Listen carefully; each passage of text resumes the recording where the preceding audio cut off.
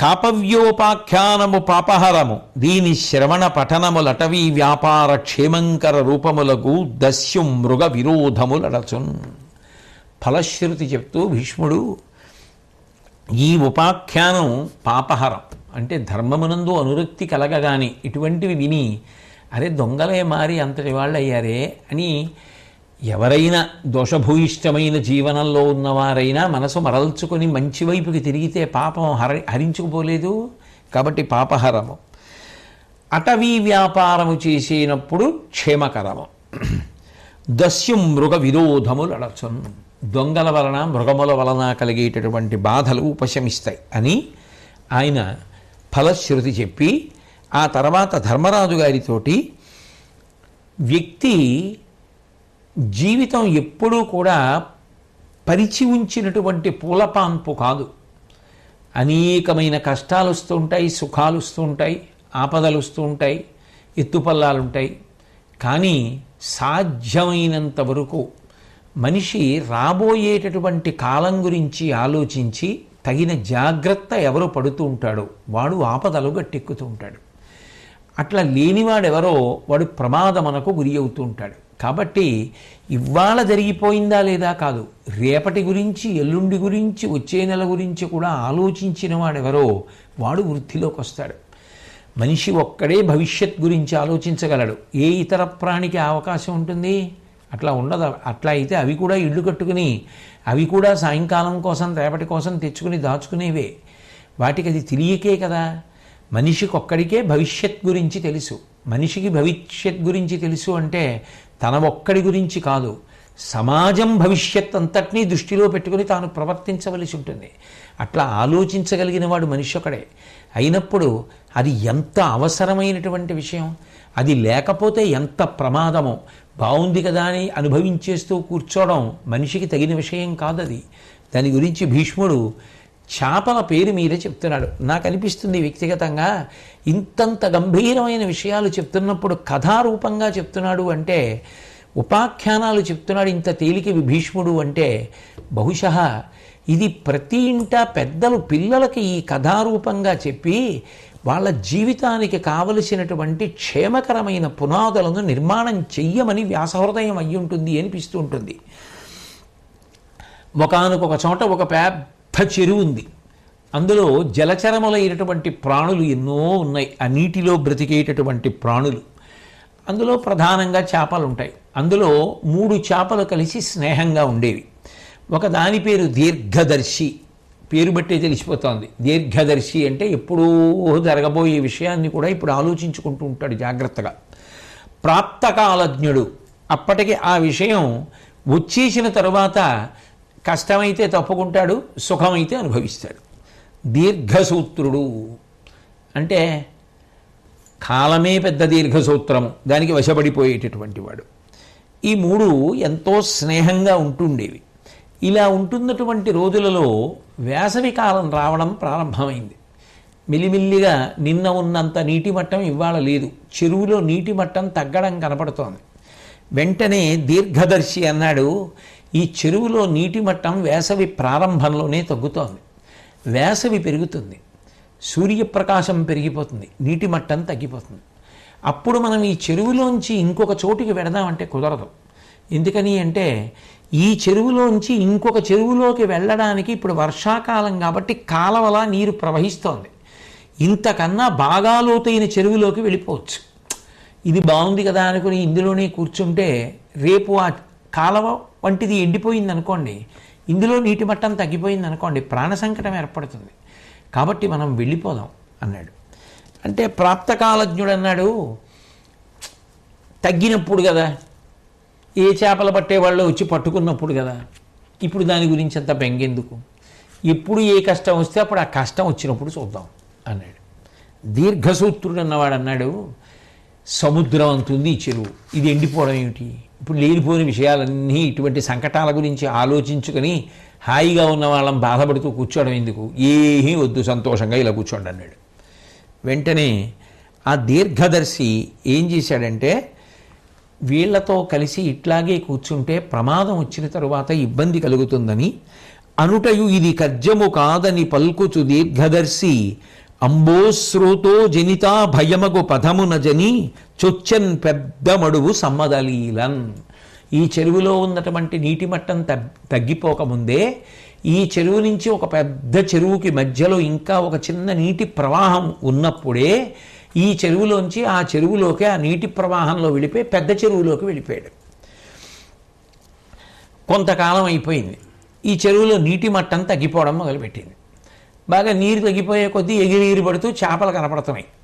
అప్పుడు ఆ చేపలు పట్టుకోవాలనేటటువంటి అభిలాష కలిగినటువంటి వారు అక్కడికి వచ్చారు. వచ్చి ఆ వలలు అన్నీ విప్పి సిద్ధం చేసుకొని ఆ వలలు విసురుతున్నారు. ఆ విసురుతున్నప్పుడు చూశాడు ప్రాప్తకాలజ్ఞుడు. అయ్యయ్యో చెప్పాడు దీర్ఘదర్శి, నేను వినలేదు, ఆయన తప్పుకున్నాడు, ఇప్పుడు ప్రమాదం వచ్చేసింది, ఎట్లా తప్పుకోవాలి అని ఆలోచించి వాళ్ళు వల వేసినప్పుడు దాన్ని జాగ్రత్తగా నోటితో పట్టుకుని బయటపడి వాళ్ళు చేపల్ని తీసి గుదిగుచ్చుతున్నప్పుడు తాటికి తాను కూడా ఒక తాటిని నోటితో కరిచి పట్టుకుని తాడుకి గుచ్చబడిన వాడిలా నటిస్తూ సొమ్మసిల్లి పోయిన వాడిలా ఉండిపోయాడు. ఆ తర్వాత ఆ తాటికి చేపలు గుచ్చినటువంటి వ్యక్తి ఏం చేశాడంటే వాటి ఒంటికి బురద ఉంటుంది కదూ, కడుగుదామని తాటికి ఎట్లాగో కట్టేశాను కదా, ఇప్పుడు అవి ఇటు పోలేవు అని తీసుకెళ్ళి మంచినీళ్ళల్లో పెట్టి ఆ తాడు ఓసారి ఇలా ఇలా గుంజి కడిగాడు.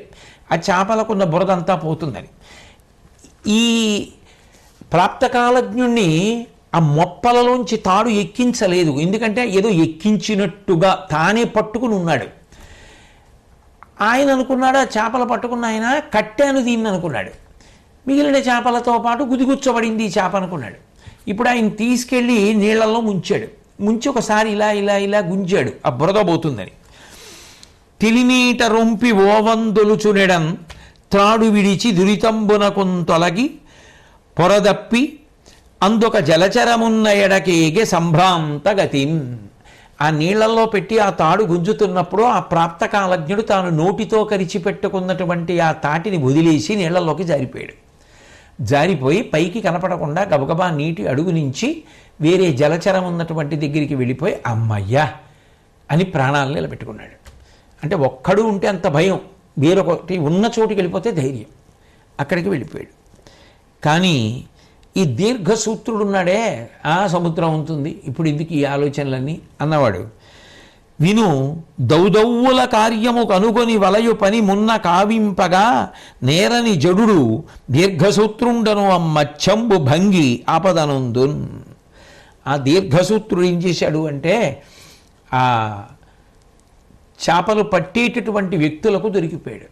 వాళ్ళు తీసుకెళ్లారు, గుచ్చేశారు, ఆ తాడికి పట్టుకుపోయారు. ఆయన శరీరాన్ని విడిచిపెట్టేశాడు. కాబట్టి అప్పటికి తోచినట్టుల తప్పకుండా ననువుతో ధృతి గల్గి కార్యంబు నడపు నతడు ప్రాప్తకాలజ్ఞాఖ్యునట్ల పోలే పరమ సంశయమయ్యడు బ్రతుకుగాంచు. అసలు భవిష్యత్తు గురించి ఏ ఆలోచన లేకుండా బాగుంది కదా బాగుంది కదా అంటూ బతికేసినటువంటి వాడు దీర్ఘసూత్రుడిలా నశించిపోతాడు. బానే ఉందిలే అనుకున్నా కష్టం వచ్చినప్పుడు కాస్త ఆలోచించగలిగినటువంటి వాడు ప్రాప్తకాలజ్ఞుల్లా తప్పించుకుంటాడు. కానీ సందేహంతో కూడుకున్నటువంటి బతుకుతూ ఉంటాడు. దుర్యత ననాగతములగు కార్యములూహించి పని తగంచేయు నయాచార్యుడు సౌఖ్యము బరయును ఆర్యస్థితి దీర్ఘదర్శి అనుమీను క్రియన్. దీర్ఘదర్శి ఎలా అయితే రాబోయే ప్రమాదాన్ని శంకించి ముందే ఓ చిన్న కాలవలోంచి పెద్ద చెరువులోకి వెళ్ళిపోయాడో, అలా ఇవాళ బాగుంది కదా అని కాదు, రాబోయే కాలం గురించి కూడా ఆలోచించి జాగ్రత్త పడడం అలవాటు పడినటువంటి వాడు దీర్ఘదర్శిలా ఎప్పటికీ సంతోషంగా ఉంటాడు. కాబట్టి ధర్మరాజా, మనిషి కేవలం ఇవాల్టి గురించి మాత్రమే ఆలోచించకుండా భవిష్యత్ గురించి కూడా ఆలోచించడం అనేటటువంటిది నేర్చుకోవాలి అని చెప్తే ధర్మరాజు గారు భీష్మాచార్యుల వారిని మళ్ళీ ఇంకొక ప్రశ్న వేశారు. బలం కలిగినటువంటి ఒక శత్రువు కాదు, శత్రువుల చేతిలో చిక్కినటువంటి రాజు ఆపద నుంచి ఎట్లా గట్లెక్కాలి? ఎందుకని అంటే ఒక్క బలవంతుడైనటువంటి రాజు ఎదురొస్తే ఏమో ప్రబ్బలి చెట్టులా తలంచవచ్చు. ఒకడికన్నా ఎక్కువ మంది బలవంతులైనటువంటి శత్రువులు వస్తే అప్పుడు ఎట్లా తప్పుకోవాలి నాకు చెప్పు. అప్పుడు బుద్ధిని ఎలా వాడాలి? ఆ ఆపద యందు మట్టి ముద్ద కింద పడిపోయి నేలని పట్టుకున్నట్టుగా ఆలోచన లేకుండా ఉండిపోవడం కాకుండా తప్పుకోగలిగినటువంటి విధానం నాకు చెప్పన్నాడు. ఇప్పుడు కూడా ఏదో సైద్ధాంతికంగా మాట్లాడలేదు భీష్ముడు. ఇప్పుడు కూడా మళ్ళీ ఒక ఉపాఖ్యానం చెప్పాడు. చిత్రం ఏమిటంటే ఈ ఉపాఖ్యానం కూడా పిల్లలకి బాగా నీతిని ప్రబోధం చేసేటటువంటి కథారూపంలో ఉంది. అంటే పిల్లల దగ్గర నుంచి పెద్దల వరకు జ్ఞాపకం పెట్టుకోవడానికి వీలైన రీతిలో ఉంది. మా చిన్నతనంలో చందమామ అని ఓ పుస్తకం ఉండేది. చందమామ వచ్చిందా అంటుండేవారు. ఓ చిన్న పుస్తకం, అందులో కథలు ఉండేవి. కానీ ఏ కథ కూడా పనికిమాలిన కథ కాదు. ప్రతి కథ వెనక నీతి ఉండేది. చక్కటి రంగురంగుల బొమ్మలు ఉండేవి. ప్రతి ఇంట చందమామ పుస్తకం ఉండేవి. ప్రతి ఇంట తల్లి ఆ చందమామ కథలు చదివి కూర్చోపెట్టుకుని పిల్లలకి చెప్తుంటే పిల్లలు చుట్టూ కూర్చునేవారు. కూర్చుని ఆ చందమామ కథ చదివి ఇది నీతి అని చెప్తే బాగా పట్టుకునేవారు. అది వాళ్ళ శీల వైభవానికి, వ్యక్తిత్వ వికసనానికి పునాదిగా పనికొచ్చేవి. అంత మంచి పుస్తకాలు వచ్చేవి. ఇప్పుడు ఉందో లేదో నాకు తెలియదు. ఒకానొకప్పుడు ఒక పెద్ద మర్రి చెట్టు ఉండేది. ఆ మర్రి చెట్టు కింద ఉండేటటువంటి కలుగులో పలితుడు అనబడేటటువంటి ఒక ఎలక నివాసం చేస్తుండేది. అది పెద్ద మర్రి చెట్టు కదూ.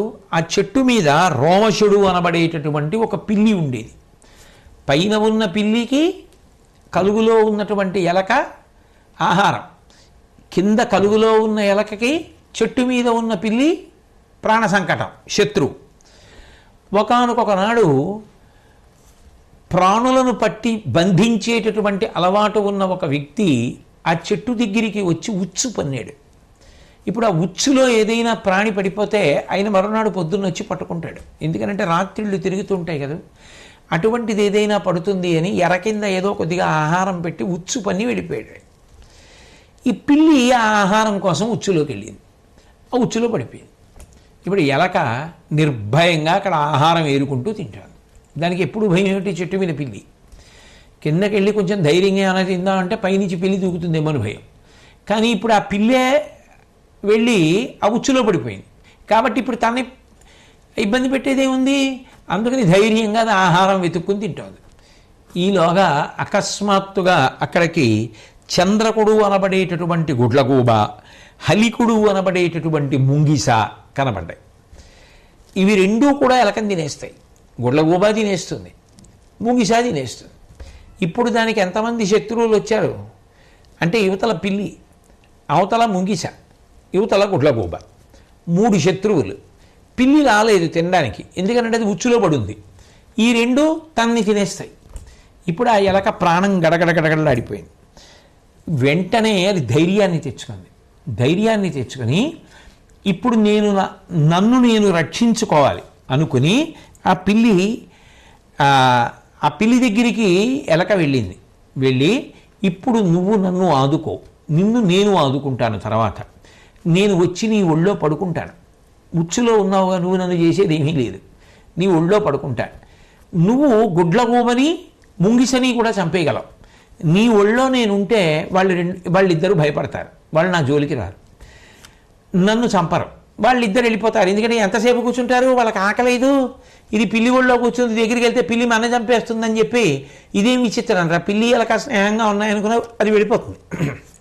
అవి రెండు వెళ్ళిపోయాక నేను నీ ఉచ్చు కొరికేస్తాను, నువ్వు బయటకు వచ్చి బాగుంది కదా, ఇద్దరం బతుకుతాం అంటే పిల్లి సంతోషించి ప్రాణం పోగొట్టుకోవడం ఎందుకని అలాగే వచ్చి ఒళ్ళో కూర్చో, తప్పకుండా కాపాడుతాను. ఈ ఎలక వెళ్ళి పిల్లి ఒళ్ళో కూర్చుంటుంటే ఆ పిల్లి ఎలకతో అంది, అనవడు పిల్లి ఇట్టులను ఆర్తశరణ్యుడవయ్యే ఇట్టి నీ కనగా హితంబు సేయవలదయ్యా జగత్పతి సాక్షి కాగా ఈ పనితగ పూనితిన్ వెరపు బాచినను గదియంగరమ్ము వచ్చిన నకులంబు గూబయును చెరగనీరవు నాకు నోడుటన్. నువ్వు నాకు ఆర్తశరణ్యుడవయ్యావు, ఆర్తిలో ఆపదలో నన్ను రక్షిస్తున్నావు.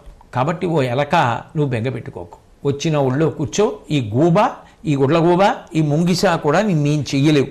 నేను జగత్పతి సాక్షిగా చెప్తున్నాను, ఈశ్వర సాక్షిగా నిన్ను కాపాడతానన్నాడు. వెళ్ళది ఆ పిల్లి ఒళ్ళో కూర్చుంది. ఎలక ఎంతసేపు చూస్తాయి, గుడ్లగూబ ముంగిసా వెళ్ళిపోయిన తర్వాత ఈ ఎలక దాని ఉచ్చు కొరికేయాలి కదా, పిల్లి పడిన ఉచ్చు గబగబా కొరకడం మానేసి మెల్లగా కొరుకుతోంది. ఓ తాడు కొరకడం, అటు వెళ్ళడం ఇటు వెళ్ళడం, రావడం, అటు చూడడం ఇటు చూడడం, మళ్ళీ ఓ తాడు కొరకడం, ఇట్లా చేస్తోంది. వెంటనే ఆ పిల్లంది, ఆశ్రయించినటువంటి వారికి రక్షణ ఎవరిచ్చారో వాళ్ళకి ప్రమాదం కలిగేటట్టుగా ప్రవర్తించడం మంచిది కాదు కదా. నిన్ను నేను నా ఒళ్ళో కూర్చోపెట్టుకున్న కారణం చేత గుడ్లగూబా ముంగిసా వెళ్ళిపోయాయి. ఇప్పుడు నన్ను రక్షించవలసి వచ్చేటప్పటికీ నువ్వు తాళ్ళు గబగబా కొరకట్లేదు అంటే నాకు ఆపద కల్పించాలనుకుంటున్నావు కదా. ఈలోగా ఆ ఉచ్చు పనిన వ్యక్తి వచ్చేస్తే నన్ను చంపేస్తాడు, నీకేం బురిలోకి వెళ్ళిపోతావు, తప్పు కదా నువ్వు చేస్తున్నది అంది. అంటే ఎలకంది, ఉరిబాసి ఏమి తలతో అరిత్తమున వినుము, ప్రబలుడైన అతనితో వెరపున సంధి యొనర్చియు గరంబు నమ్మమియ నీతిగా గుండ్రు బుధుల్. ఓ పిల్లి, నేను చెప్పేటటువంటి మాట విను. బలవంతుడైనటువంటి వాడితో పొత్తు పెట్టుకున్నప్పటికీ కూడా అతన్ని విశేషంగా నమ్మేయడం అనేటటువంటిది మంచిది కాదు అని నీతి తెలుసున్నటువంటి పెద్దలు చెప్తారు. నేను నిన్ను అదే పనిగా నమ్మేశాననుకో, నువ్వు నాకు ఉపద్రవాన్ని తీసుకొస్తావు. కాబట్టి ఒక పని చెయ్యి, ఈ ఉచ్చు పన్నినటువంటి వ్యక్తి తెలతెలవారుతూ ఉండగా వస్తాడు, ఆ వచ్చే సమయానికి నేను గబగబా కొరికేస్తాను. అప్పుడు నీకు నా మీద ఉండదు ఆలోచన, నన్ను పట్టుకుందాం అనుకో, ముందు నీ ప్రాణం రక్షించుకోవడానికి గబక్కని చెట్టు మీదకి పోతావు, నువ్వు చెట్టెక్కేయి, నేను కలుగులోకి పోతా, అప్పటి వరకు ఇలాగే కొరుకుతా. ఎందుకంటే నువ్వు ముందు బయటకు వచ్చావు అనుకో, రాత్రంతా ఉపవాసం ఉన్నావు, నేను నీకు చద్దన్నం అయిపోతాను, అందుకని గబగబా కొరకను అంటూ అయిన పిల్లి కిట్టులను నెల్క వేగిరపడకు, ఉచితకాల భావ్యమైన యత్న విధి గదా సమగ్ర ఫలత్వంబునందు నుండు తలప కొరకుండు. ఏ సమయానికి ఏది చెయ్యాలో అది కదా చేయవలసింది, నీకు ఆ సమయానికి ఆ ఉపకారం చేసి పెడతా, నువ్వేం బెంగపెట్టుకోకు, చెయ్యననుకోకు. ఆ వ్యక్తి వచ్చేసే సమయానికి గబగబా కొరికేస్తాను, చెట్టెక్కి అప్పటి వరకు ఊరుకో, నేను కొరకను. ఎందుకంటే ఆపద కొరకు బలవంతుడితో స్నేహం చేసినా తర్వాత నమ్మి చటుక్కుని నీతో నేను స్నేహాన్ని కొనసాగించడం సాధ్యం కాదు. కాబట్టి తెలతెలవారడం ప్రారంభమైంది. వేట కుక్కల్ని పట్టుకొని బ్రహ్మాండమైనటువంటి కర్రోటి చేత్తో పట్టుకొని ఏదో యమకింకరుడు వచ్చినట్టుగా ఆ ఉచ్చు పన్నినటువంటి వ్యక్తి వచ్చేస్తున్నాడు. ఇప్పుడు ఆ పిల్లి చూసి హడిలిపోయింది, అయ్యి బాబోయ్ వచ్చేస్తున్నాడు, ఆ కర్రతో ఒక్కడేసాడంటే చచ్చి ఊరుకుంటాను, వేట కుక్కలు కూడా చేతిలో ఉన్నాయి, ఇప్పుడు ఆ వేట కుక్కలు కరిచేస్తాయి, కొరికేయింది. ఒక్క క్షణం ఆలోచించకుండా ఎలక గబగబా ఉచ్చంతా కొరికేసింది. కొరికేయగానే ఇప్పుడు పిల్లికి ఎలక మీద దృష్టి లేదు, ప్రాణాల మీద ఉంది, గబగబా చెట్టెక్కేసింది. ఎలక బొరిలోకి వెళ్ళిపోయి పైకి వచ్చి కొద్దిగా చూస్తోంది ఏమవుతోందని. ఆ ఉచ్చు పన్నిన వ్యక్తి వచ్చాడు, చూశాడు, ఆ ఉచ్చంతా ముక్కల కింద కొరికేసి ఉంది. ఏ ప్రాణి దొరకకపోగా ముక్కలైపోయినటువంటి ఉచ్చుని చూసి బాధపడ్డాడు. అయ్యో అంతా పోయిందే, ఏదీ దొరకలేదు ఇవాళ అనుకున్నాడు. అనుకున్న తర్వాత ఆ వ్యక్తి బాధపడుతూ వెళ్ళిపోయాడు. అప్పుడు ఆ పిల్లి దిగొచ్చి ఎలక దగ్గరికి వచ్చి, నువ్వు నా ప్రాణాలు కాపాడావు, నువ్వు నాకు ఆప్తమిత్రుడివి, కాబట్టి మన ఇద్దరం కలిసి ఉందాం, నేను అనుభవించే సుఖాలు నువ్వు అనుభవించు, ఇంకా నువ్వు బురిలో దాక్కోవడం, నేను చెట్టు మీద ఉండడం ఏమిటి, ఇక మన ఇద్దరి మధ్య శత్రుత్వం వద్దు అంది. అంటే ఎలక పిల్లిని ఉద్దేశించి అంది, విను, నీ కామిషమేను నీ ఎడకడున్ విశ్వాసమంబూని చేరిన నీ చిత్తమొకప్పుడు ఉద్గత వికారీభూతమై దుర్వినోదన హింసారుచినుందు నీ సుత సుహృద్బంధువ్రజంబేని మున్నను కన్నన్ వహీంపదు ఆత్మకరుణన్ మన్నింపు. ఇట్లుండేదన్. ఓ పిల్లి, ఏమనుకోకు, ఇవ్వాలంటే ప్రేమతో రమ్మంటున్నావు, నేను నీకు ఆహారం కాబట్టి ఏదో ఒక రోజున నీకు ఆకలేస్తుంది, అప్పుడు నాతో మిత్రుడిగా ఉండవు, నన్ను ఆహారంగా చూస్తావు, అప్పుడు నాకు ప్రమాదం వస్తుంది. ఒకవేళ నువ్వు నాతో ప్రేమగా ఉన్నా, నీ బంధువులు ఉన్నారు, నీ కుటుంబం ఉంది, నీ స్నేహితులు ఉన్నారు, వాళ్ళందరూ పిల్లులు, వాళ్ళకి నా మీద ప్రేమ ఉంటుందా? వాళ్ళు ఏదో ఓ రోజున నీతో నేను తిరుగుతుంటే నువ్వు లేనప్పుడు నన్ను నోటకరుచుకుపోతారు. కాబట్టి నీతో నేను స్నేహం చేయకూడదు, అది అప్పటికి అవసరమైంది. బలవంతుడితో స్నేహం ఇంకో ఇద్దరు బలవంతుల నుండి తప్పుకోవడానికి అవసరమైంది, అక్కడ వరకు. మళ్ళీ ఎప్పుడైనా ఉపకారం చేయవలసి వస్తే తప్పకుండా ఒకరికొకరం చేసుకుందాం. అంతేకాని ఇక ఈ తర్వాత కూడా బలవంతుడితో స్నేహంగా ఉండడం అనేటటువంటిది మంచి పద్ధతి కాదు. కాబట్టి నువ్వు అట్లా ఉండు, నేను ఇట్లా ఉంటాను అంది. బలవంతుడైన శత్రుని వలన ప్రయోజనము కలిగి వలను కలిమితా కలిసియు అది కడచగా తొలగవలయు నిమ్మినేని తుది కీడొలయున్. బలవంతుడితో స్నేహం చేసి ప్రమాదం నుంచి తప్పుకున్నా ఆ ప్రమాదము తప్పుకోవడం అనేటటువంటిది పూర్తయిపోగానే ఇక ఆ బలవంతుడితో ఉన్నటువంటి స్నేహాన్ని వదిలిపెట్టేయాలి. లేకపోతే అది తర్వాత ప్రమాదానికి పెడుతుంది సుమా అని ధర్మరాజు గారు ఈ ఉపాఖ్యానం ద్వారా ఇక మరిచిపోవడానికి వీలు లేని రీతిలో ధర్మరాజు గారికి బోధ చేసి శరణాగత రక్షణం అనేటటువంటిది రాజులకు ఎంత అవసరమో, వచ్చినటువంటి వారిని ఎంత జాగ్రత్తగా ఆదరించాలో లోకప్రసిద్ధమైనటువంటి పావురం కథ ద్వారా నిరూపించి చెప్పాడు. చెప్పి ఇంద్రియ నిగ్రహం గురించి మాట్లాడుతున్నారు. దమము నిశ్రేయసము, పుణ్యతమము, ధర్మసారము, అది విలిగా ధర్మ సంచయంబు సిద్ధి పొందునే దమముతో బుద్ధి పొందు కనిన పొందని ఉన్నతుల్ కలవయధిప. ఇంద్రియములను నిగ్రహించడం అనేటటువంటిది మనుష్యుడు సాధనాక్రమంలో చేయవలసినటువంటి పని. ఇంద్రియములను విచ్చలవిడిగా వదిలిపెట్టకూడదు, నియంత్రించాలి. కంటితో చూడకూడనివి చూడకుండా తనంత తాను నియంత్రించుకోవాలి. చెవితో వినకూడనివి వినకుండా తనంత తాను నియంత్రించుకోవాలి. ఆ నియంత్రణ చేత కాకపోతే ఇంద్రియములు గుర్రములై స్వైరవిహారం చేసి జీవుణ్ణి నాశనం చేసేస్తాయి. కాబట్టి నిజానికి ఆ ఇంద్రియ నిగ్రహమే మనిషికి మోక్షమునకు కారణము. అదే గొప్ప పుణ్యం. అంతకన్నా మనిషికి గొప్ప ప్రకాశవంతమైనది వేరొకటి లేదు. పుణ్యములను మూట కట్టి ఇవ్వగలిగినది ఏది అంటే ఆ ఇంద్రియ నిగ్రహమే. దానికి జ్ఞానము కూడా తోడైతే ఇక దాని హద్దు చెప్పడం ఎవరికైనా సాధ్యం అవుతుందా? దమముంగడచిన సద్ధర్మము లేదని విందు ఆశ్రమములన్నిటికి దమవంతుడు కామము, క్రోధము, లోభము, మత్సరంబు, దర్పము గెల్చున్. అరిషడ్వర్గములైనటువంటి కామక్రోధ లోభ మదమోహమాత్సర్యములను గెలవడానికి కారణమైనటువంటి పునాది ఇంద్రియములను నిగ్రహించుటయే. అది బాహ్యేంద్రియ నిగ్రహం కావచ్చు, అంతరింద్రియ నిగ్రహం కావచ్చు. మనసు పరిశుద్ధమైపోయిందనుకోండి, కంటితో ఏది చూసినా మనిషి పాడయ్యేది ఉండదు. మనసు అంత పవిత్రమ కాలేదని అనుకున్నాడు అనుకోండి, బాహ్యేంద్రియములను నిగ్రహించడం ద్వారా పవిత్రంగా ఉండగలిగాడు అనుకోండి, అప్పుడైనా ఉద్ధరణే. కాబట్టి ఏది ఏమైనప్పటికీ ఇంద్రియములను నిగ్రహించగలగాలి. అందుకు సాధన చెయ్యాలి. ఇంద్రియాణి బలిష్టాని నియుక్తాని మానద అపక్వస్య ప్రకుర్వంతి వికారాం స్థాననీకశః అంటారు దేవి భాగవతంలో వ్యాసుల వారు. ఇంద్రియములను గెలవడం చాలా కష్టం. ఇంద్రియములను గెలవకపోతే అవి కాట్లు వేసి చంపేస్తాయి. లోకములన్నీయున్ గెలిచినాడవు ఇంద్రియానీకము చిత్తమున్ గెలువనేరవు నిన్ను నిబద్ధు చేయు భీషణ శత్రురార్వుర ప్రభిన్నుల చేసిన ప్రణికోటిలో నీకు విరోధిలో లేడొకడు నిర్పున చూడుము ధనవేశ్వర అంటాడు ప్రహ్లాదుడు హిరణ్యకశిపుడితో. ఆ ఇంద్రియములను గెలవగలిగినటువంటి వాడికి అసలు ఏ ఇబ్బంది లేదు. వాడు సమస్త ధర్మములను పరిపాలించగలిగినటువంటి స్థితిని పొందుతాడు. కాబట్టి అది చాలా గొప్పది సుమా. శీలంబు, మైత్రి, కరుణ, అలోలుప భావము, తితిక్షాలోనగు మునిలోకాలంబనీయ సద్గుణజాలంబు దమంబు రూప సంపద యధిపా. లోకంలో ఎవరైతే ఇంద్రియ నిగ్రహాన్ని పాటిస్తారో వాళ్ళందరికీ కూడా మంచి నడవడి ఉంటుంది, మంచి ప్రవర్తన ఉంటుంది. వాళ్ళు మంచి స్నేహశీలురవుతారు, వాళ్ళకి దయ కలిగిన వాళ్ళు, కరుణారస హృదయులవుతారు, అత్యాశ లేని వారు అవుతారు, వారికి మంచి ఓర్పు ఉంటుంది. అన్ని సుగుణములకు ఊతమేది, ఎక్కడ నుంచి అన్నీ వస్తూ ఉంటాయి అంటే దమము నుండే, ఇంద్రియ నిగ్రహము నుండే. కాబట్టి ఆ ఇంద్రియములను నిగ్రహించడం అనేటటువంటిది ప్రయత్నపూర్వకంగా మనిషి నేర్చుకోవాలి. అట్లాగే సత్యము అనబడేటటువంటిది సమస్తమైన సుగుణములకు ఆలవాలము. సమతయు, దమము, తితిక్షయు, అమత్సరము, హ్రీయు, ధృతియు, అనసూయార్ఘ్యత్వములు, అహింస, దాన, క్షమ, యజన, సూనృతములు సత్యము మూర్తుల్. సత్యము యొక్క అనేక రూపములు ఏమిటో తెలుసా ధర్మరాజా?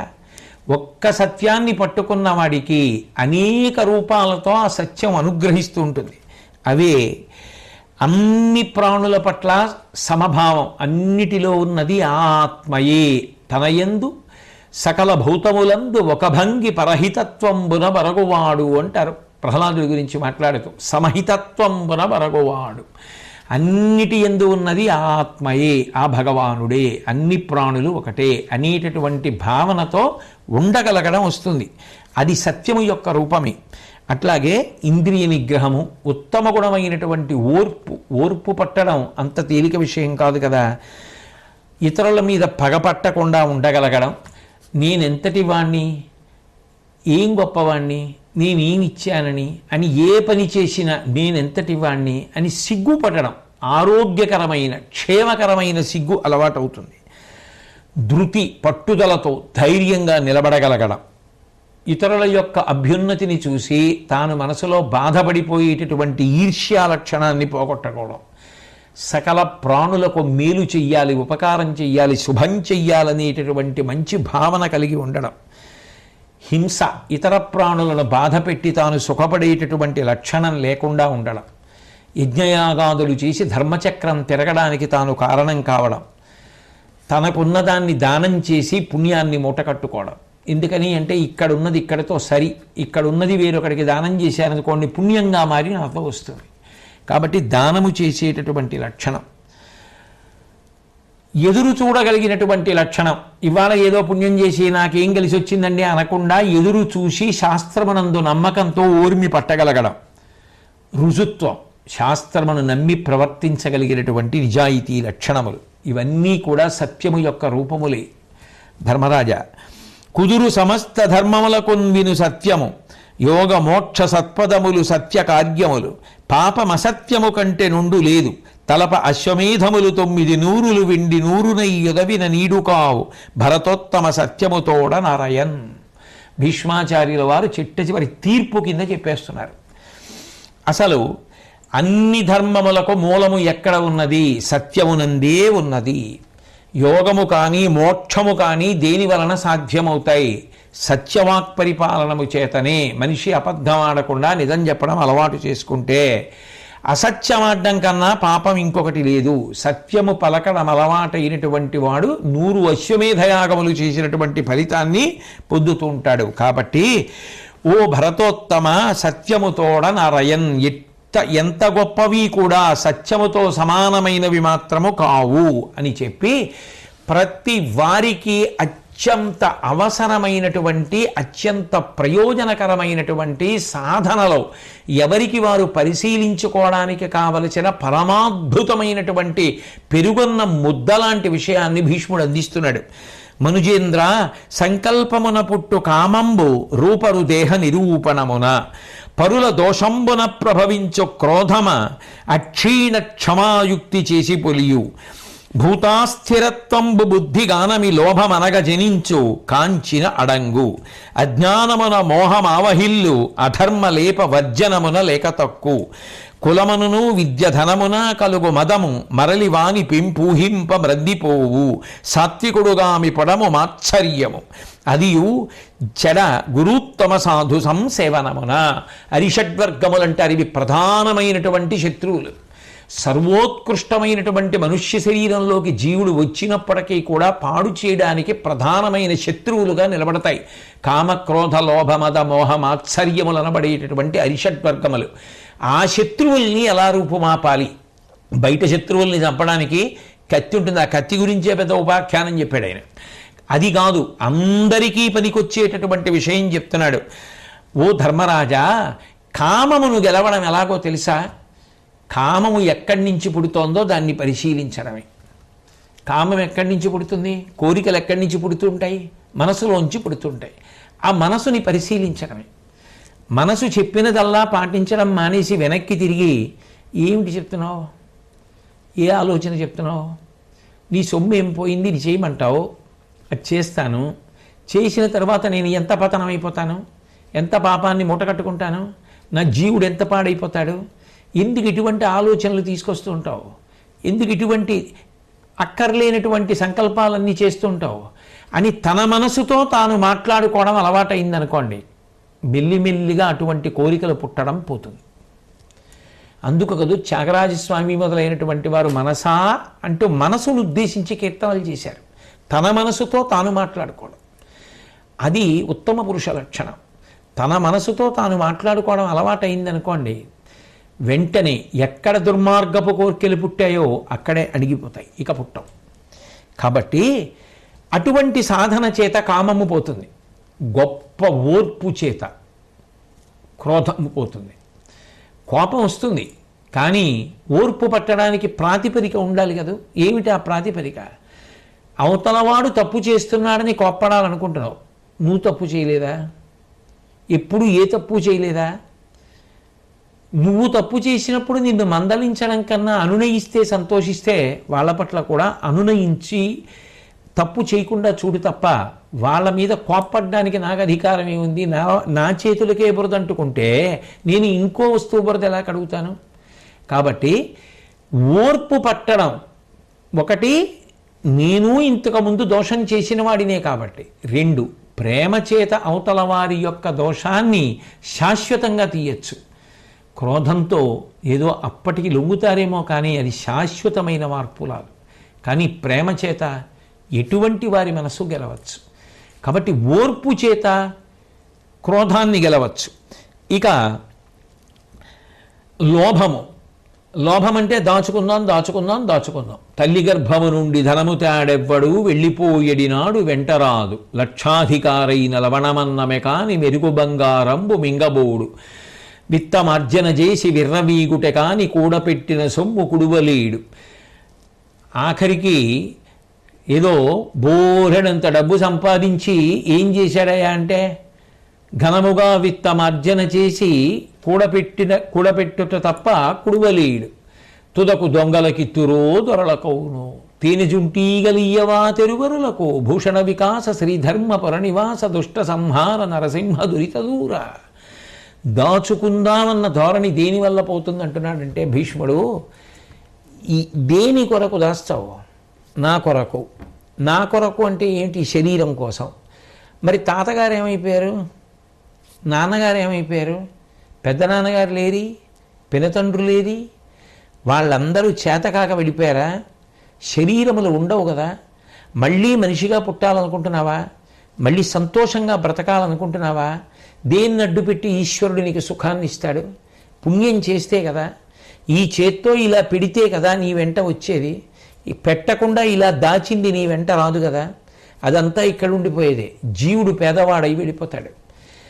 శరీరము యొక్క అశాశ్వతత్వాన్ని ఆలోచిస్తుంటే లోభగుణం పోతుంది. కాబట్టి అట్లా చేయాలి ధర్మరాజా. అజ్ఞానము చేత మోహం ఏర్పడుతుంది, అవివేకం ఏర్పడి తాదాత్మ్యత కలిగి ఎంతసేపు కూడా కేవలము సుఖములను మాత్రమే అనుభవించాలి అని ధర్మాన్ని విడిచిపెట్టాలనిపిస్తుంది అజ్ఞానం వల్ల. కానీ ఎప్పుడైతే మనిషి ధర్మమును ప్రయత్నపూర్వకంగా ఆచరించడం మొదలుపెట్టాడో అజ్ఞానం అనేటటువంటి పొర తనంత తానుగా ఊడిపోతుంది. దానికి ధర్మాచరణము చెయ్యడమే విధి. కులమునను విద్యా ధనమున కలుగు మదము మరళివాని పెంపూహింప మ్రద్దిపోవు. గర్వం దేనికి? నేను ఇదిగో ఫలానా వంశంలో పుట్టాను, ఫలానా వారి కడుపున పుట్టాను, నా దగ్గర ఇంత డబ్బు ఉంది. ఇవన్నీ శాశ్వతమా? నువ్వు కావాలని ఏదో నీ గొప్పతనంతో పుట్టావా? పరమేశ్వరుడు అక్కడ పుట్టే అదృష్టం ఇచ్చాడు. అటువంటి తల్లిదండ్రుల కడుపున పుట్టావు, దానికి తగినట్టు బ్రతకడం నీ గొప్ప. అంతేగాని వాళ్ళ పిల్లాన్ని ఇక్కడ పుట్టాను అక్కడ పుట్టాను అని ఎన్నాళ్ళు చలామణి అయిపోతావు. అది కాదు నీ కీర్తి. నువ్వేం చేసావు సమాజానికి అది చెప్పు. దాని వలన కీర్తి సంపాదించుకుని బ్రతుకు.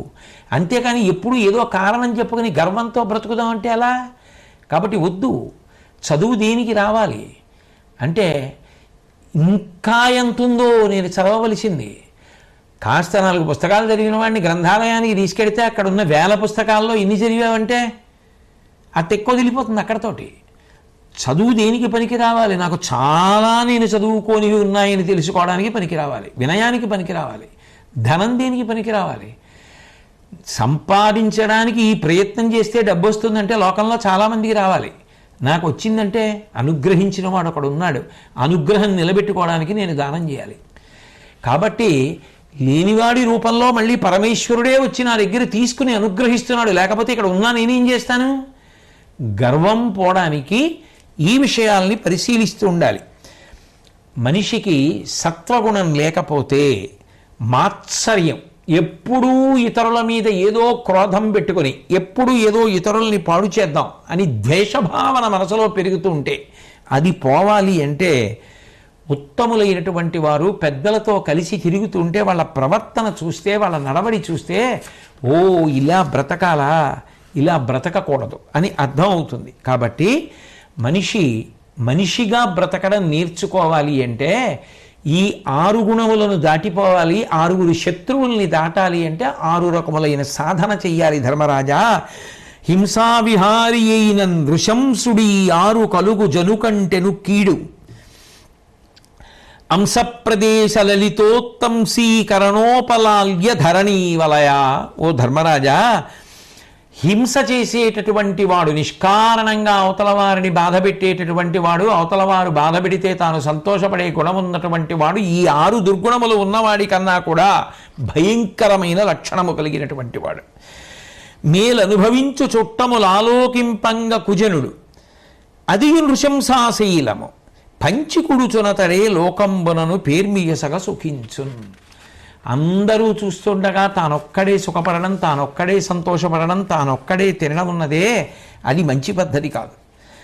మంచి పద్ధతి ఎప్పుడవుతుంది అంటే తనకున్నది 10 మందితో పంచుకుని సంతోషంగా బ్రతికేవాడు ఉంటాడే, వాడు నిజమైనటువంటి ఉత్తమ గుణములు కలిగినటువంటి వాడు. కాబట్టి ఓ ధర్మరాజా, అరిషడ్వర్గములను అలా గెలవాలి. హింస అనేటటువంటి గుణం ఏ కారణం చేత కూడా రాకూడదు. ఇక అన్నిటికన్నా అత్యంత ప్రధానమైన విషయం చెప్తాను, ఇది బాగా గుర్తుపెట్టుకో ధర్మరాజా అంటూ భీష్ముడు చెప్తున్నాడు. కృతజ్ఞత మనిషికి ఉండకూడదు. చేసిన ఉపకారాన్ని మరిచిపోయి బ్రతికేవాడు ఉంటాడే, వాడిని సమస్త భూతములు కూడా ద్వేషిస్తాయి. వాడిని ఈశ్వరుడు కూడా ఒల్లడు. అంతకన్నా దారుణమైనటువంటి లోపం మనిషికి ఇంకొకటి ఉండదు.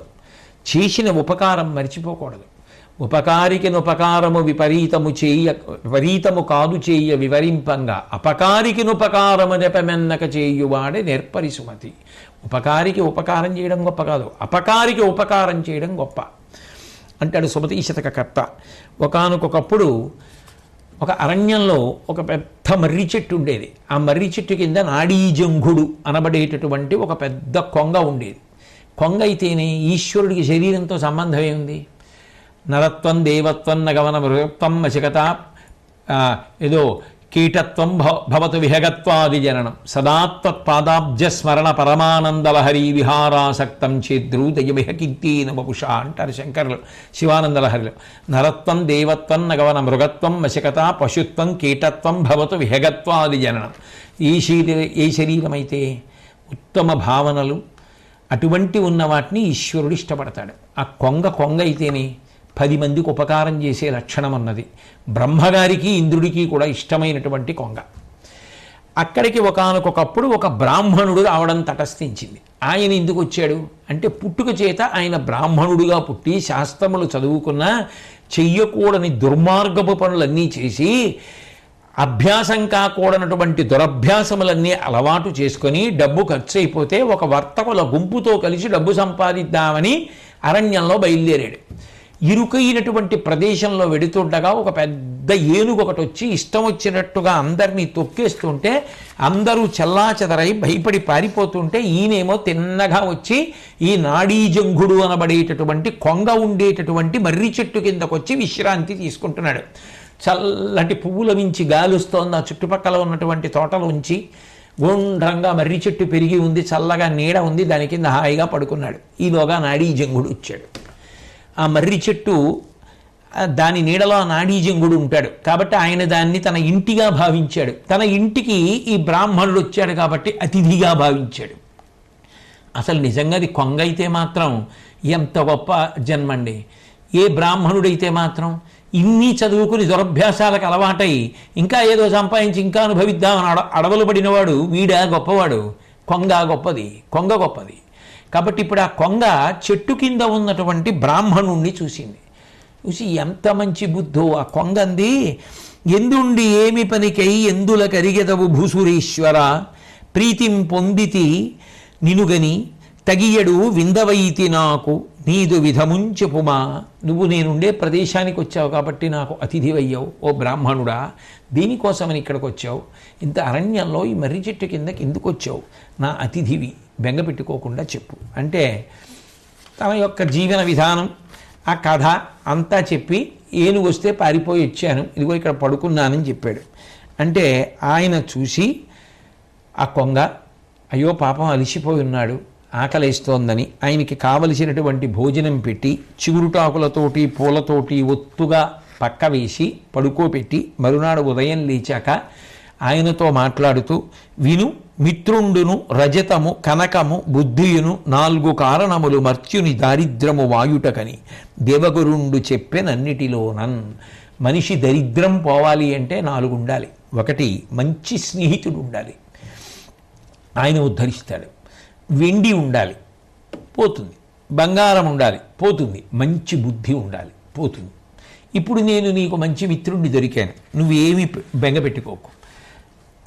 ఇక్కడ ఈ పక్కదారిలో విడితే కొద్ది దూరంలో రాక్షసరాజు ఉన్నాడు, ఆయన పేరు విరూపాక్షుడు, నాకు స్నేహితుడు. నేను చెప్పాను అని చెప్పి ఆయన దగ్గరికి వెళ్ళు, ఆయన నిన్ను ఆదరిస్తాడు, నీ దారిద్ర్యం అంతా పోతుంది, ఏం బెంగ పెట్టుకోకని పంపించాడు. ఆ విరూపాక్షుడి దగ్గరికి వెళ్ళాడు ఈ బ్రాహ్మణుడు. వెడితే ఆయన చూసి వీడిని చూస్తే ఏదో అనుమానంగా ఉంది, వీడి నడవడి కానీ వీడి మాట తీరు కానీ సరిగ్గా లేవు, నా మిత్రుడైనటువంటి ఆ నాడీజంఘుడికి ఏమీ ప్రమాణం తేడు కదా అనుకుని, అయినా నా మిత్రుడు పంపించాడు కదా అని ఆ రోజున బంగారు కంచాలలో ఆయన అందరికీ సమారాధన చేస్తున్నాడు. ఈయనకి కూడా భోజనం పెట్టి మొయ్యలేనంత బంగారము ధనము, ఆఖరికి ఈయనకి భోజనం పెట్టిన బంగారు కంచం కూడా ఈ బ్రాహ్మణుడికి ఇచ్చి పంపించేస్తే అవన్నీ పట్టుకుని మొయ్యలేక ఒళ్ళు నెప్పెడుతూ చీకటి పడే వేళటికి ఆ మర్రి చెట్టు దగ్గరికి మళ్ళీ వచ్చాడు. పాపం ఆ నాడీజంగుడు ఎదురొచ్చి, పోన్లే నీ దరిద్రం తీరిపోయిందా, కావలసినంత నీకు ఐశ్వర్యం ఇచ్చాడు కదా, హాయిగా పడుకో, ఇవాళ రాత్రికి ఇద్దరం పడుకుందాం, రేపు పొద్దున్న లేచి మళ్ళీ ఒళ్ళు నొప్పులు తగ్గుతాయి, ఈ డబ్బు అవి అన్నీ పట్టుకుని మీ ఊరెడుదు కానివి అన్నాడు. ఇద్దరూ పడుకొని నిద్రపోతున్నారు. ఓ రాత్రి వేళ ఈ బ్రాహ్మణుడు లేచాడు, రేపు నేను మళ్ళీ ఇంత పెద్ద ధనం మూట పట్టుకుని వెళ్ళాలి, బడలిపోయి ఉంటాను, ఆకలిస్తుంది, అప్పుడు అరణ్యంలో నాకు ఆహారం ఏం దొరుకుతుంది, ఈ కొంగ బాగా బలిసి ఉంది, దీన్ని చంపేసి ఇప్పుడు ఈ మాంసం మూట కట్టుకుని వెళ్ళిపోతే రేపు ఆకలి వేసినప్పుడు ఎక్కడొక్కడ అగ్నిహోత్రం రగల్చుకుని ఆ మాంసం తినచ్చు అని ఆ నిద్రపోతున్నటువంటి కొంగని ఈ బ్రాహ్మణుడు ఒక పెద్ద కర్ర పెట్టి కొట్టి చంపేసి దాని ఈకలు పీకేసి ప్రేగులు తీసేసి ఆ మాంసం మూట కట్టుకుని దగ్గర పెట్టుకున్నాడు. తెల్లవారేటప్పటికి అది దుర్వాసన వచ్చింది. ఎవరైనా వాసన కనిపెడతారేమో, ఎవరైనా వస్తారేమో, పాపం నాడీజంగుడు మంచివాడు చంపేశాడంటారని చెప్పి గబగబా ధనం మూట పట్టుకుని ఏదో కీడు శంకిస్తూ ఉండగా మనసులో బయలుదేరి వెళ్ళిపోతున్నాడు. ఈలోగా ప్రతిరోజు ప్రొద్దున్నే వచ్చి కనపడేవాడు నా స్నేహితుడు నాడీజంగుడు రాలేదేమని బెంగ పెట్టుకున్నటువంటి విరూపాక్షుడు భటుల్ని పిలిచి వెళ్ళి చూసి రండి అన్నాడు. ఆ భటులు బయలుదేరి వచ్చారు. వచ్చేటప్పటికీ ఆ కొంగ యొక్క డొక్క కనపడింది. దాన్ని బట్టి వాళ్ళు గుర్తుపట్టారు, ఇది నాడీజంగుడి శరీరం, ఎవరో చంపేశారని. బహుశా ఆ బ్రాహ్మణుడే చంపి ఉంటాడని గబగబా వెళ్ళి చూస్తే ఈయనే ఆ మాంసం మూట కట్టుకుపోతున్నాడు. ఆయన్ని తీసుకొచ్చారు, ఆ బ్రాహ్మణుడిని తీసుకొచ్చారు ఆ విరూపాక్షుడి దగ్గరికి. పరిమీబారి వానిని గని పట్టి పడింబెడిగేలు గట్టి తెచ్చి అసురభర్త చూచి ఇటు సేరగ తేవలది కృతఘ్నునిన్ బొరిగొనివే తినుండనిన పోకడమాలిన వారమయ్యా ఈ దురిత శరీరముంతెనగ దోషము మాకని వరలొల్లమిన్. వెంటనే ఆ విరూపాక్షుడు అన్నాడు, వీడు నీచుడు, కృతఘ్నుడు, చేసిన ఉపకారం మరిచిపోయినవాడు, పాపం అమాయకంగా ఆ నాడీజంగుడు ఉపకారం కోసం నా దగ్గరికి పంపించాడు, అంత ధనం ఇచ్చాను, ఎవరి వలన వాడికి ఐశ్వర్యం వచ్చిందో వాడిని చంపేశాడు రాత్రి, ఇటువంటి కృతజ్ఞుడి ముఖం కూడా చూడకూడదు, మీరు తినేసేయండి అని వీడిని అన్నాడు ఆ విరూపాక్షుడు రాక్షసుతోటి. వాళ్ళన్నారు, మేము మాత్రం నీతి లేని వాళ్ళమా, కృతజ్ఞుడి యొక్క మాంసం మేమెలా తింటాం, చిచ్చి ఇలాంటి దౌర్భాగ్యుడి మాంసం మేము తినాం, మాకొద్దు, చేసిన ఉపకారం మరిచిపోయినవాడు వీడు, మాకొద్దన్నారు. ఆయన అన్నాడు, వీడికి ఒళ్ళంతా కండలు తెగేటట్టుగా కోసి నెత్తురు కారుతుండగా కుక్కలకు బారైంది, కుక్కలు పీకేస్తాయి వీడిని అన్నాడు. అలాగే చేసి బాగా ఆకలితో డొక్కలల్లార్చుకుపోయినటువంటి కుక్కల మంద దగ్గరికి తీసుకెళ్ళి ఇతన్ని పారేశారు ఈ బ్రాహ్మణుణ్ణి. వెడగోతల నిత్తురులక బడద్రోచిన వచ్చి కుక్క పదుపు వెనకకు జడిసె కబళింప నొల్లక కడుపులు నకనకపడంగా కౌరవ ముఖ్య. ఆ కుక్కలన్నీ కూడా ఆకలితో నకనకలాడిపోతున్నవి గబగబా వచ్చి బ్రాహ్మణుడి మీద పడ్డాయి. పడ్డవి ఒక్క దూకి వెనక్కి వెళ్ళిపోయాయి. చీచీ, వీడు కృతజ్ఞుడు, చేసిన ఉపకారం మరిచిపోయి అపకారం చేసినవాడు, వీడి మాంసం మేము తినమన్నాయి అని కుక్కలు కూడా వెనక్కి వెళ్ళిపోయాయి. వినుమది ఎట్టిదా కుక్కలు తినగా రోయం కృతజ్ఞును దేహము మాంసంబని చెప్పనగమంబులు మనుజేశ్వర తెల్లమయ్య మనకిచ్చోటన్. భీష్ముడు ధర్మరాజుతో చెప్తున్నాడు, విన్నావా ధర్మరాజా, శాస్త్రములు చెప్పాయంటే ఉట్టినే చెప్పాయా? చేసిన ఉపకారం మరిచిపోయి ఉపకారికి అపకారం చేసిన వాడి మాంసాన్ని ఆకలితో ఉన్న కుక్క కూడా తినడానికి ఇష్టపడలేదు, రాక్షసులు కూడా తినడానికి ఇష్టపడలేదు. కాబట్టి అంత దారుణంగా ఉంటుందయా పరిస్థితి అని ఆ విరూపాక్షుడన్న రాక్షసరాజు దగ్గరికి ఇంద్రుడు వచ్చాడు. అప్పుడే చితి పేర్చి ఆ కొంగ యొక్క శరీరాన్ని పెట్టి అంటిస్తున్నాడు. అంటిస్తుండగా ఇంద్రుడు వచ్చాడు. ఆ ఇంద్రుడిని చూసి బావురుమని, నా స్నేహితుడిని ఇలా చంపేశాడు ఈ బ్రాహ్మణుడు, నువ్వు దయతో బ్రతికించకూడదా అన్నాడు. అంటే నేను బ్రతికించేదేముందయా, నీ స్నేహితుడు చతుర్ముఖ బ్రహ్మగారు సృష్టికర్తకు కూడా స్నేహితుడు, ఆయనకి కూడా గుణముల చేత ఆ కొంగ అంటే ఎంతో ఇష్టం, ఆయన ఊరుకుంటాడా చచ్చిపోతే? ఆయన తప్పకుండా బ్రతికిస్తాడులే అన్నాడు. ఈశ్వర సంకల్పం, అమృతం పడాలి. అక్కడే కొద్ది దూరంలో ఒక ఆవు పాలు తాగుతోంది, దూడ. దాని పొదుగు గుద్దినప్పుడు ఆ దూడ పాలు తాగుతుంటే ఆ నోటికంటుకున్న నొరగ ఎగిరి చితి మీద ఉన్న శవం మీద పడింది. అది అమృతమై వెంటనే ఆ కొంగ మళ్ళీ లేచి యథాశక్తితో తిరిగి వచ్చేసింది. వచ్చేయగానే ఎంతో సంతోషించాడు విరూపాక్షుడు. సంతోషించి ఆ నాడీజంఘుణ్ణి చూసి ఆనందించాడు. వెంటనే ఆ బ్రాహ్మణుణ్ణి పిలిచి తాళతో కట్టేశారు. కట్టేస్తే చూశాడు నాడీజంగుడు. ఎందుకు కట్టేశారు ఈయనని అడిగారు. అయితే నేను రాత్రి నేను చంపేశాడు ఈ దుర్మార్గుడేనని చెప్పారు. చెప్తే ఆ నాడీజంగుండును దాని నిరిగి భూసురునకు తన కథమున అద్దీన దశ ఎగుట కోర్వక వాని విడుపుగోరి వేడే వరముగా ఇంద్రున్. ఆ ఇంద్రుణ్ణి ప్రార్థన చేసి ఆ నాడీజంగుడు వరం అడిగాడు. ఆ కొంగ, అయ్యయ్యో ఎంత కృతజ్ఞుడైనా, ఎంత రాత్రి నన్ను చంపేసినా పాపం డబ్బు వచ్చిందని సంతోషించాడు, ఎన్నో కష్టాల్లో ఉన్నాడు, వదిలిపెట్టేసేయండి అని చెప్పి ఇంద్రుణ్ణి ప్రార్థించి ఇంత కృతజ్ఞుడైన బ్రాహ్మణుణ్ణి ఒక కొంగ వదిలేసింది. చూశావా ధర్మరాజా, ఆరయ మిత్రద్రోహంబు దారుణమగు పాతకము కృతజ్ఞత కంటెన్ వైరముని విడువవలయు ఆ రెండు తెరగుల వారి నాప్తులనైనిన్. మిత్రద్రోహం అనేటటువంటిది ఉందే, స్నేహితుడికి ద్రోహం చేయడం అనేటటువంటిది, అది దారుణమైనటువంటి పాతకం. అది కృతజ్ఞుడి యొక్క దోషం కన్నా పెద్ద దోషం. అటువంటివి ఉన్నవాళ్ళు ఎంతగా మనకి కావలసిన వాళ్ళైనా వాళ్ళని విడిచిపెట్టేయవలసిందే. మిత్రుండైహికములు ఆముత్రికములునైన భద్రములు తలకొలుపన్ మిత్రధనంబులలోనను మిత్రుడు ఎక్కుడను మాట మిత్రుడు ప్రజ్ఞుల్. ధనము మిత్రుడు ఈ రెండింటినీ పక్కపక్కన పెట్టి చూస్తే మిత్రుడు ఇహలోక సుఖాన్నే కాదు పరలోక సుఖాన్ని కూడా ఇప్పించగలిగినటువంటి వాడు. అటువంటి మిత్రులతో మంచి బుద్ధితో ఉండాలి. కాబట్టి కృతజ్ఞతా లక్షణం అనేటటువంటిది ఎంత ప్రమాదకరమైనదో విన్నావు కదా ధర్మరాజా. మనిషికి ఉండి తీరవలసినటువంటి నియమం ఇది. అంటే చేసిన ఉపకారమును మరువరాదు. ఉపకారం చేస్తే దాన్ని గుర్తు పెట్టుకుని మనిషి జీవితాంతం స్మరించాలి తప్ప ఉపకారం చేసిన వాడికి అపకారం చేసే ప్రయత్నం చెయ్యడం కన్నా దారుణమైన విషయం ఇంకొకటి లేదు. అటువంటి వాడి శరీరాన్ని రాక్షసులు కుక్కలు కూడా ముట్టుకోవడానికి ఇష్టపడలేదు అంటే అది ఎంత ప్రమాదకరమైన లక్షణమో తెలుసుకో ధర్మరాజా. అటువంటి వాటి జోలికి వెళ్ళకూడదు సుమా అని మనిషికి ఉండవలసినటువంటి ఒక పరమాద్భుతమైన గుణం గురించి పిల్లలకి కూడా చెప్పడానికి వీలైనటువంటి రీతిలో ఉపాఖ్యానాన్ని భీష్మాచార్యుల వారు ధర్మరాజుకి చెప్తే ధర్మరాజు గారు ఎంతో సంతోషించాడు.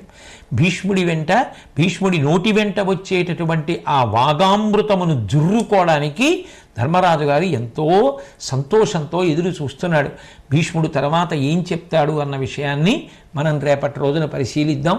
రేపటి రోజున మళ్ళీ నా చేత కృష్ణ పరమాత్మ ఎంత మేర పలికిస్తే అంత మేర పలకగలను అని మనవి చేస్తూ, భీష్మాచార్యుల వారు చెప్పినటువంటి మంచి విషయముల యందు సద్బుద్ధితో కూడుకున్నటువంటి అభినవేశము మనకందరికీ కలుగుగాక.